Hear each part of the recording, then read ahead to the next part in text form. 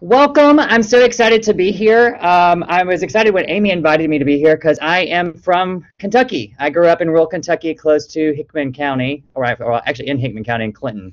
So I was happy to be back here speaking to you.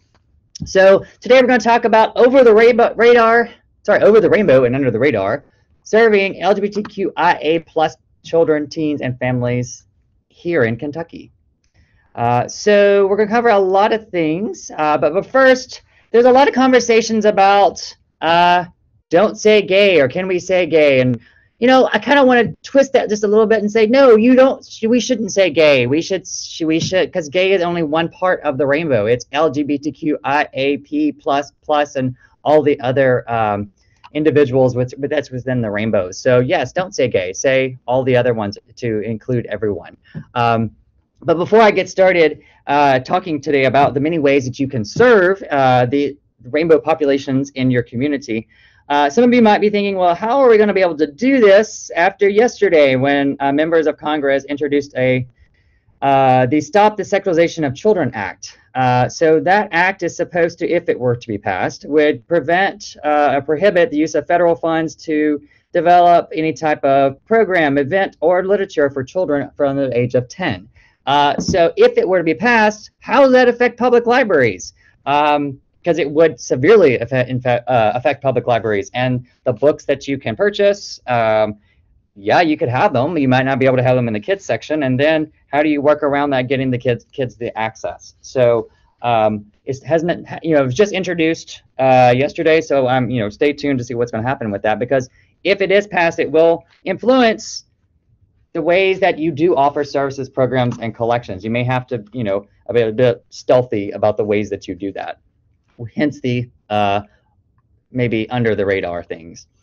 So today we're going to talk a little bit, just briefly, about terminology. We'll talk about informational needs of this population, just a little bit about the diversity within this population. Just like any cultural group, LGBTQI plus individuals are really, really diverse.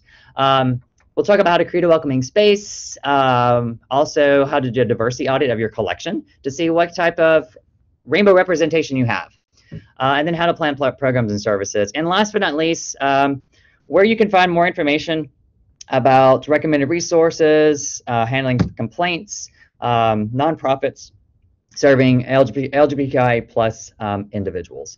There is a handout that goes along with this session, so you can, I think Amy has posted that, but you can also find it at this link as well. Everything that's on my PowerPoint, all those slides are going to be, or the links and things are referenced in that handout. So thanks, Amy. It's in the conference G Drive. So terminology for adults. I don't expect you to be able to read this, but this handout is available, or the link to this handout is available in my handout. So welcomingschools.org, if you're not familiar with that organization, they provide a lot of great list of recommended books, links to terminology for kids and terminology for adults to describe the rainbow populations. And I'm going to use the term rainbow populations just broadly, as a broad umbrella, to be inclusive of all the individuals that might fall within this population. But Welcoming Schools provides an updated list that they do update regularly, one for kids, one for adults. That kind of helps define who are some of the individuals within the rainbow population and what do specific terms mean. So you might have heard the term gender binary. Well, what does that mean? You might have heard the term gender queer. What does that mean? So you can go there and keep up to date with the terminology because it is always changing. Another resource that I find useful is glisten.org. Glisten, it's geared towards educators, but there's just a lot of good stuff in there if you want to be working with youth and working with youth identify within the rainbow population. So here is an infographic they provide. Think about gender identity. You have your gender attribution, how others perceive your gender. You have your sex that's assigned at birth, so when you're born, how that's assigned to you, and then you also have how you decide yourself you want to express your gender. So again, all these are available for you in the handout. But I like visuals. I'm very much a visual learner, so I like being able to see that. And awesome! I'm glad to hear that there is a Kentucky chapter.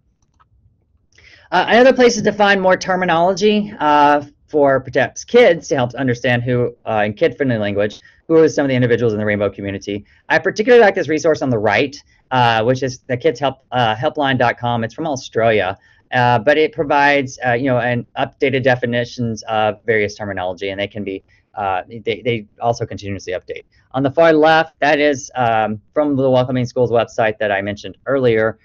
Before I had the link to the adult definitions, these are the definitions for kids. And again, I just feel like it's useful for us as individuals that are going to be working with these populations. Even if we find ourselves within rainbow populations, we don't represent every single aspect of rainbow populations. So whether we are within the rainbow populations or outside, it's just good to keep up with the terminology so that we are respectful in our use of terminology and the ways that we describe people.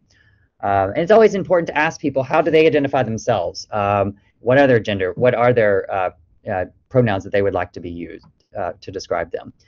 Some other resources, just kind of thinking about definitions and terms, I really like Reflection Press. A Reflection Press is a small press that's owned by Maya Cristina Gonzalez. She is a Latina children's book creator. She's published several books with Children's Book Press, which is now owned by Leon Lowe. But Reflection Press, they really focus, have a lot of focus materials. They have like activities, they have children's books, a lot of even curriculum that can help kids explore the topic of gender and they have conversations starters for talking to kids about pronoun usage and gender fluidity.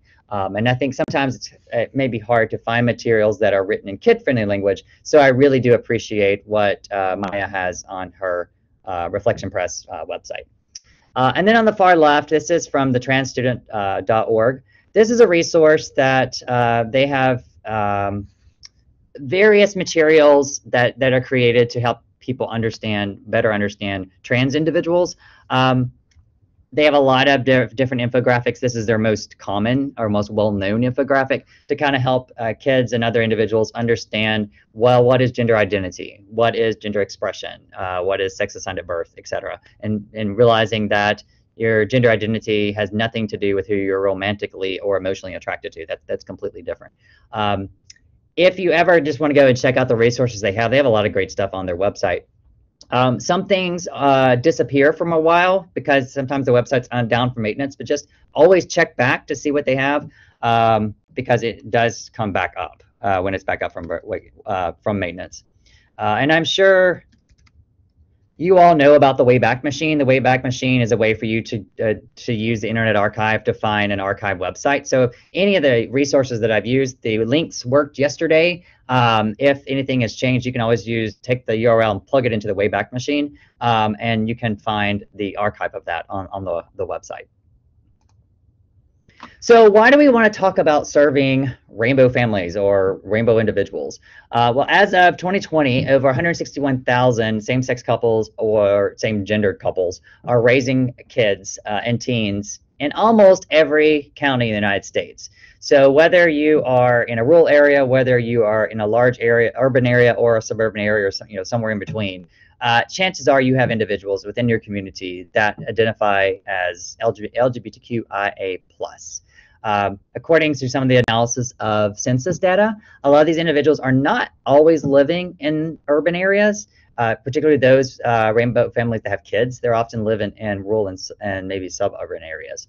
So I want to kind of share some information to think about what are some of the needs of this population and the ways to serve them for individuals that are out and proud, but for individuals that might not be out. So respecting their privacy as well, because as individuals that are serving librarians, we're librarians serving individuals in public libraries and school libraries and where we may find ourselves. We have a wide variety of people that we interact with. We have a wide variety of communities we interact with, and so like I said, some people may be completely out and okay with everyone knowing who they are. Other people may not be there yet, and that's okay. So I'm going to use the term rainbow terminology, like I said, just for the sake of ease of talking about this cultural group. But this population can include a wide variety of individuals. So we'll include parent caregivers that are rainbow youth, so children and teens that identify as rainbow themselves or that have a rainbow parent. or caregiver, gender nonconforming children's, teens, and adults. And then this group also does, it goes beyond just families. So we're talking about seniors, adults, singles, all age group, all races, all abilities, all ethnicities.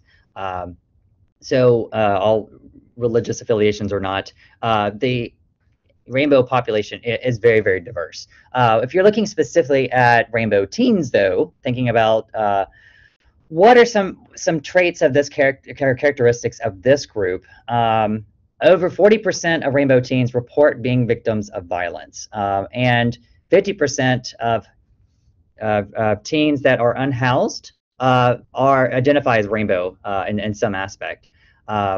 30% of rainbow youth have experienced food insecurities. And why are they unhoused or homeless? Well, number one cause of that is family rejection for their identity. The family doesn't approve of their identity and who they are.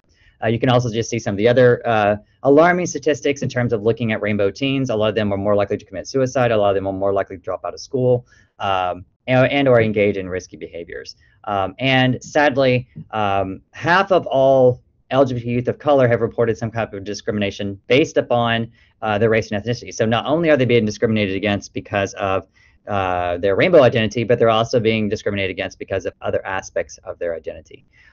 So there's a really great resource to kind of think about that and address some of that. That specific last bullet is this up here in the top right, the erasure and resilience, the experiences of LGBTQ students of color. So it kind of gives some suggestions on how to support queer youth of color, particularly.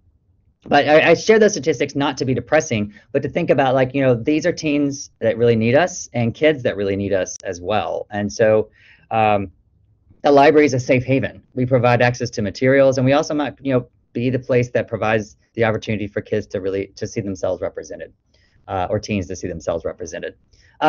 Rainbow populations are very diverse. Like any population, there's no one size fits all.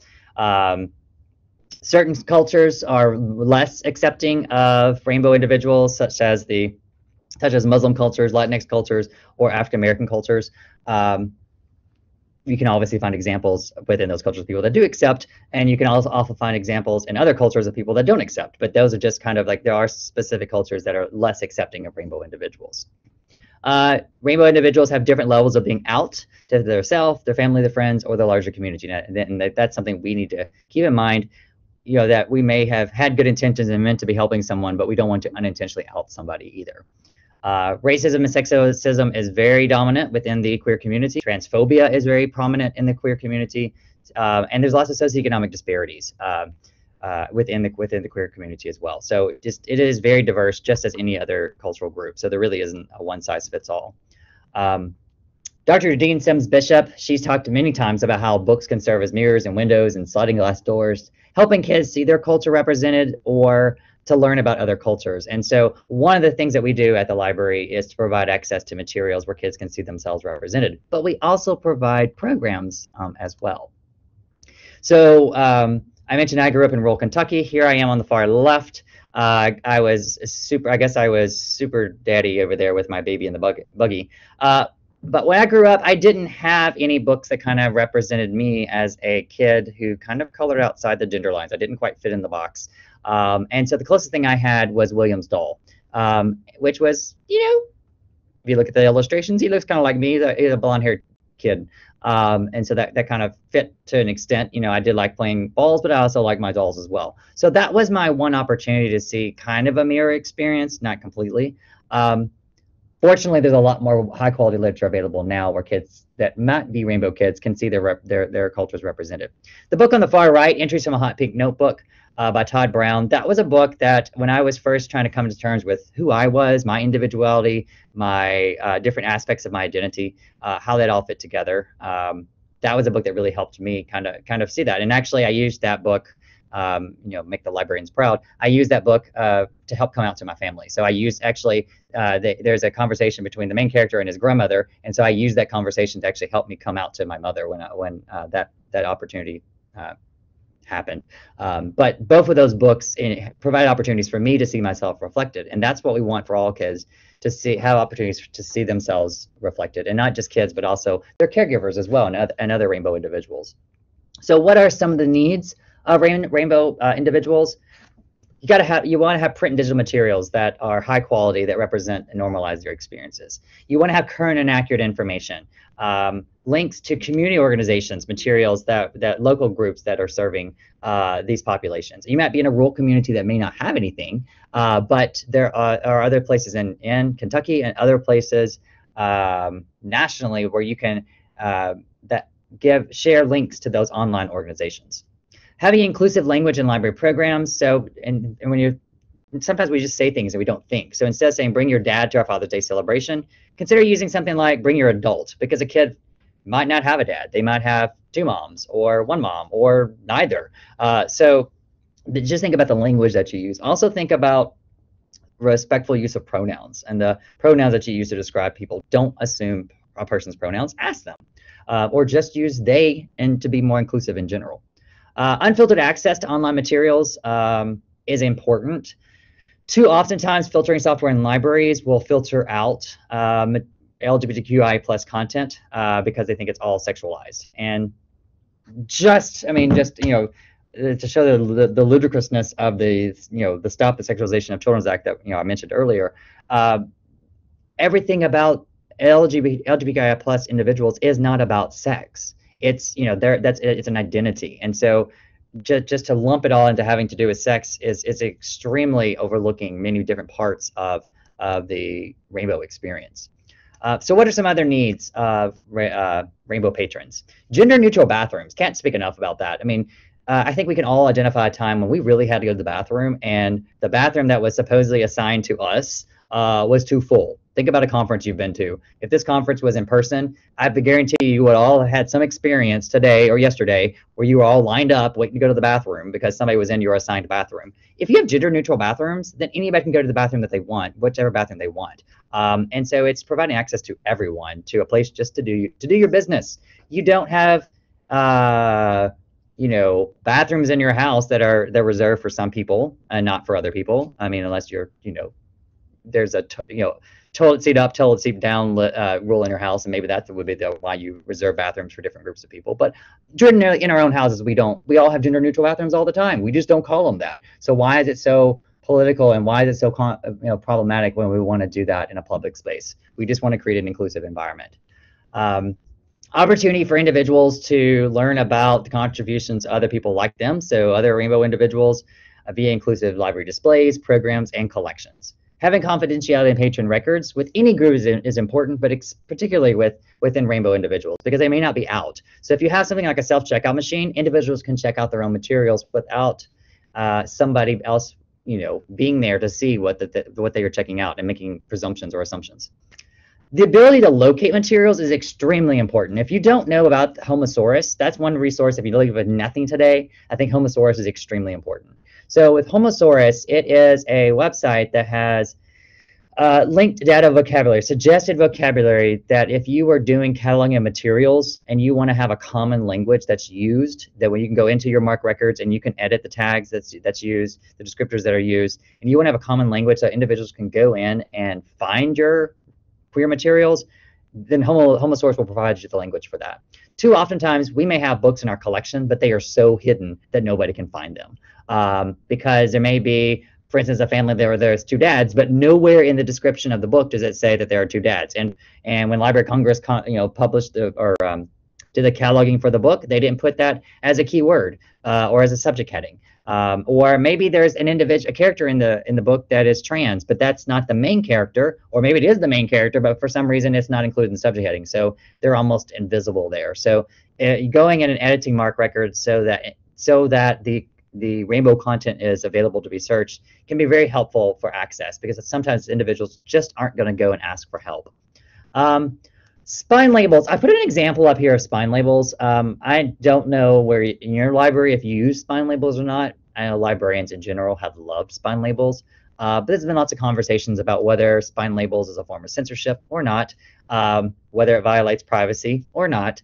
But my opinion on spine labels is, so while they can be useful to help individuals identify books with rainbow content, they can also have a huge do not read sign for individuals that are not out themselves.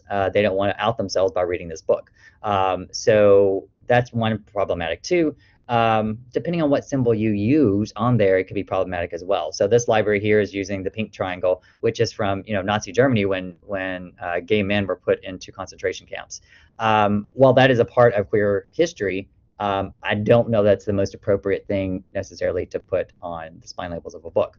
A few years ago, I was doing research on libraries and how they were serving rainbow families, and I found out that there's this one library that put labels on books that said broken homes. So basically, if it's a book that had any type of rainbow content, they put broken homes on the label. Well, for me, what's the point in having a book with rainbow content if you're going to put a label on that says it's about broken homes? Because then you're saying that you as the librarian or you as the library thinks that there's something wrong with that. So don't have the book at all if you're going to put a label that says broken homes. There's just so many problems with that. Yes, it could definitely put them in a dangerous situation with the family. See, actually, I agree with you 100% on that about with the labels and putting them on there. Pride displays. I honestly feel the same way about pride displays. So you may be in a community where everyone's out and proud, maybe working in a library, and I know there's a library in Kentucky where all the library staff or the majority of the library staff identifies as rainbow. That's fantastic. But you might be in a community where you can't have pride displays, or if you do have pride displays, people will be put in danger when they go and try to access those books. So pride displays can be welcoming to rainbow individuals. It says, hey, look, the library celebrates you, they celebrate your culture, we got books for you. But they can also be threatening to closeted individuals. It can be dangerous for someone to go up there. They can be a huge target for would-be censors. You might as well just put a big bullseye on those books and say, come and get us. Because if someone doesn't want those books in the library, then this is saying, here they are, come and get them. So alternatives, you might have an inclusive display where you have titles that are integrated naturally by non-LGBTQ topics. So maybe cooking books where you happen to have a book that is a cookbook has a person featured who's cooking or whatever that identifies as rainbow. Or whether you may have a mystery display where you have some books with written by someone who identifies as LGBTQI plus, or written by a queer author, queer character, either one. Same thing with sci-fi, famous folks, whatever. Just integrate them in. If you integrate them in, it makes them much less the target and can actually make them more accessible to larger groups of people than just having a pride display. There's nothing wrong with pride displays, and if you can do them, great, but you might be in a library where you can't do that, and it makes them the target of censors. And makes it dangerous for your patrons. Thinking about selecting materials, definitely diversity should not be a one-time occasion just that's celebrated during specific months. You should do it throughout the year, and so inclusive displays is definitely one way to do that.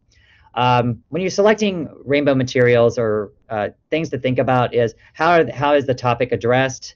If a character finds out that they or themselves or somebody they know is LGBTQI plus, how do people react to that? Are all your books gloom and doom with rainbow characters? Are they all your books about people coming out or people being disowned for their family? Or are there a wide range of experience? You need a wide range of experiences to be represented. You also need BIPOC, Black, Indigenous, Person of Color stories as well. Books with stories about people with different ages, different religions, different abilities. You need a wide variety of books within your rainbow collection. If you don't intentionally sometimes seek that out, you're going to end up with a collection of books that are predominantly white, middle class, gay men and or lesbians, and that's going to be all you have. Sometimes you have to be a little bit more intentional when you're looking for other letters within the rainbow and other experiences within the rainbow. On the handout that I have given you suggestions on how to do a diversity audit, specifically a LGBTQIA plus diversity audit of your library collection, so that you can see who's being represented, what parts of the rainbow are being represented, who's being left out. Are your materials current? If they're not current, is the information in there still relevant, or is it all out of date? So I give just some suggestions if you are interested in doing a diversity audit, on any different part of your collection, or your entire collection. Usually it's easier if you start with like a nonfiction adult section, or the mystery section within the adult fiction, or within kids nonfiction or within you know, kids picture books or something like that, versus trying to do your entire collection. But doing a diversity audit can really be great to help you see just what is represented in your collection and what's not. Sometimes when you do a diversity audit, you can run shelf lists to see, using your collection management software to see what materials are there. Sometimes it's actually going to physically take you going to the shelf and looking, because you may know you have books there that don't show up in your shelf list. And if they're not showing up in your shelf list, that's telling you there's something wrong with your MARC record, that material is not being captured. So that can also be a wake up that, oh, I need to do some changing of how my books are cataloged.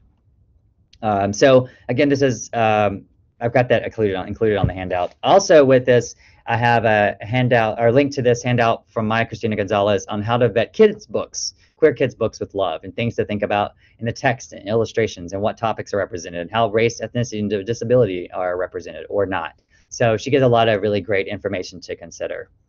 Something else to consider when you're thinking about books is looking for updated versions of your books in your library. So when Heather Has Two Mommies came out, I mean, I think everybody has heard of Heather Has Two Mommies. It was a very controversial book. It still is a controversial book today. The first edition of it had some problems. I mean, it was not the most kid-friendly book. It did go into some way more detail than it probably did need to go into. It was definitely not the book you'd read in story time. Heather Has Two Mommies has been updated several times. The most recent version is the 2015 version.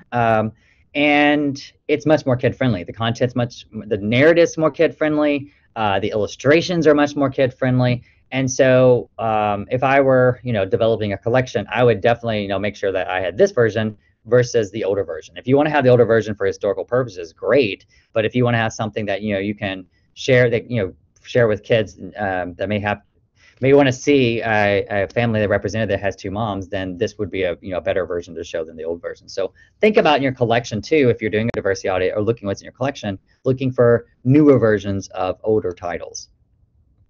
And when you're thinking about collection development, it needs to be a balancing act. So is that balancing act having anti-LGBT materials? So do you need anti-queer materials such as God Made Dead Mom, or Does God Love Michael's Two Daddies? So in both of these cases, the answer is that no, God does not love Michael's two daddies. And God Made Dead Mom, God did not make families that had two moms, two dads. So both of these books are problematic. They have, you know, very much an anti-gay sentiment. So if you're thinking about your collection, do you have these books in your collection or not? Should you have them if you're having a balanced collection? So my thought on that is you should not. A balanced collection does not include anti-LGBTQ materials. It includes materials with heterosexual and cisgender materials in them, which we already have a ton of in our library. So we do not need anti-trans books in our library. We do not need anti-gay books in our library. We need books that show all types of genders, all types of family structures, all types of sexual orientations. If you are, for whatever reason, feel like you must select an anti-LGBTQ book for your collection, it definitely has to pass your collection development policy. Any book that you buy should be passing your collection development policy. So it needs to be respectful of the target audience's understanding. It should not promote propaganda or hate speech. And at present, there really aren't any books that are anti-LGBTQ that kind of fall into that category. But any book that you select needs to meet your collection development policy. And when you're thinking about book challenges, you know, the book challenges are just becoming a common day thing now in libraries. It was before, but it really is now. In 2021, 50% of the top 10 books that were challenged in the US were YA books with queer content. In 2019, 8 of the top 10 books had queer content, and 5 of those 10 were queer picture books. So these books, either in the collection, they're going to be targeted. And fortunately, there are a lot of resources that can help you. So I've listed these on your these websites on your handout. But like the American Association of School Librarians has a Defending Intellectual Freedom toolkit specifically related to defending these stories. And the one on the left is the National Coalition Against Censorship.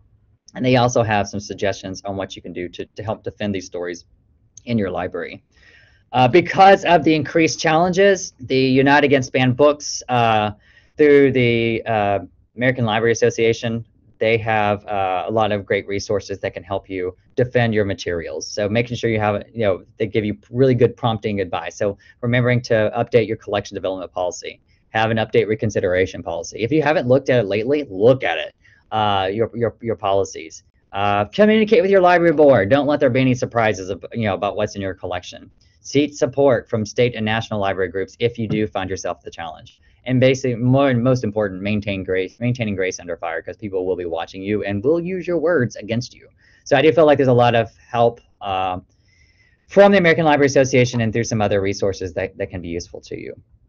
Your handout also has a lot of links to where can you find books. So it's okay if we want to have a good collection, where can we find some books? So I have a lot of links there to books for kids, books for teens, and even books for adults if you are looking to have a wide range of books there for you.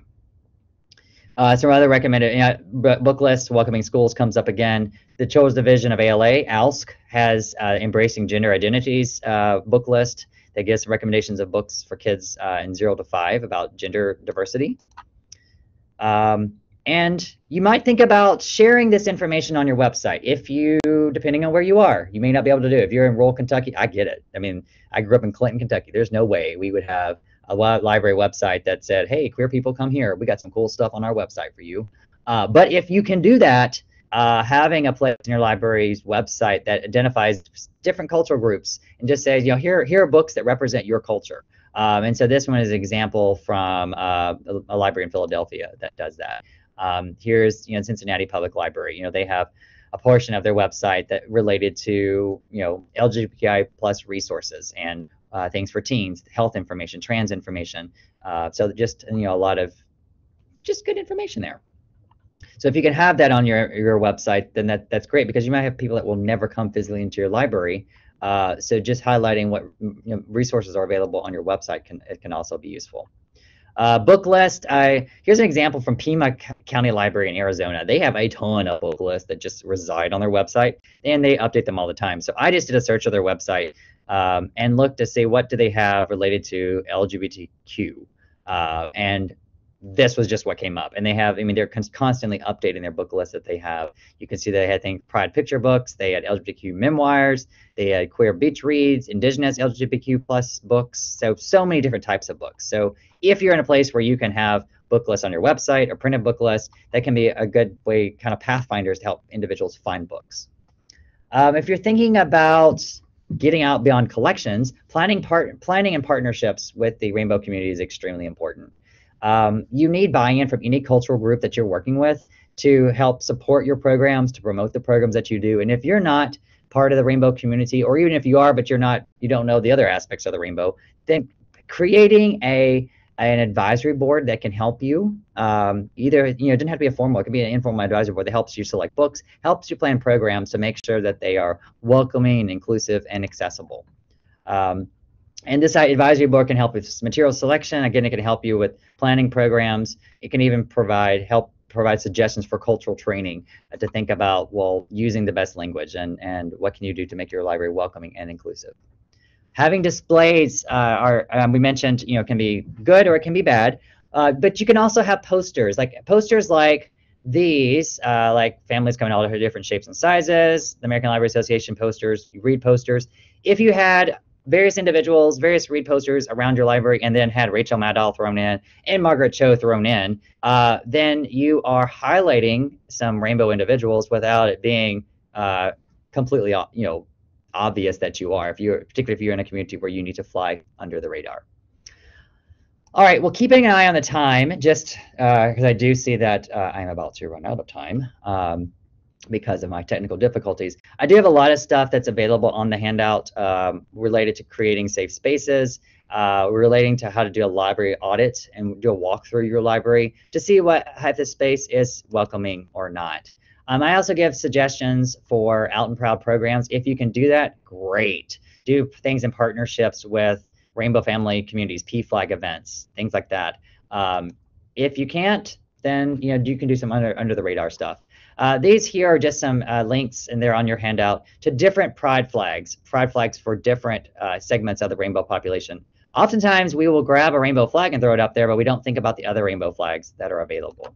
So considering those. And if you do have inclusive programming that you want to do to make everyone feel welcome, that might be the better way to go versus just having a pride story time. So I guess some suggestions. Maybe you want to change pronouns of individuals, or maybe you just want to include one book with rainbow families and with your other books on whatever other topic that you're talking about. Maybe it's back to school, and so you include one of those in that selection that you have. Thinking about programming for teens, if you can do things like poetry slams, spoken words. If you can do out and proud programming, great. Why don't you do a queer Comic Con? How awesome would that be? But you may not be able to do that. So maybe you have things where you have various authors come in, and then with those authors that are coming in, you include individuals that do identify as part of the rainbow community, like Jacqueline Woodson, for instance. If you're doing here, I've got all these links are on your handout. Links to queer archives, if you wanted to have links like that on your website for things to just think about other individuals out, throughout the U.S. and throughout the world that are queer, that could be a way to show individuals windows and mirrors of LGBTQ experiences, and that's a great way to go.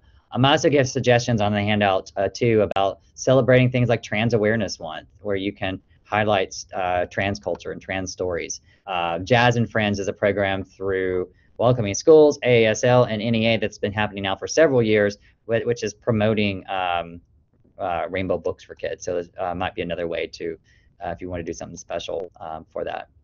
I also have some links on the handout too about the politics of diversity programming, and realizing that if you do decide to plan programs, whether they are out and proud or whether they are under the radar, they still might be you still might spark up the ire of the community. So how to respond to that. I've got several links there on the handout of what you can do if you do have people complaining about the materials that you have, the programs that you have. And so there's a lot of helpful information, a lot of good resources and information that's available there.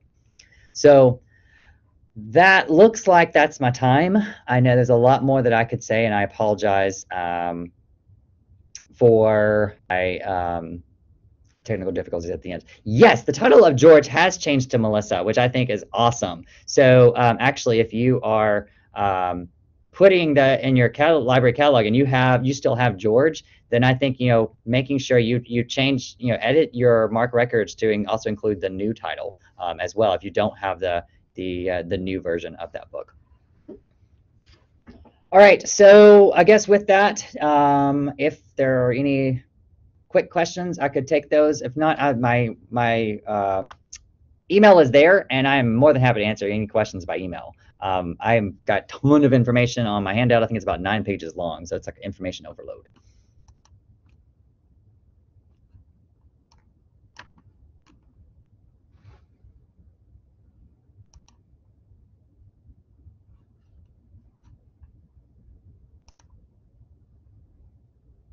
All right. Well, again, thank you for your patience with me. I apologize for technical difficulties.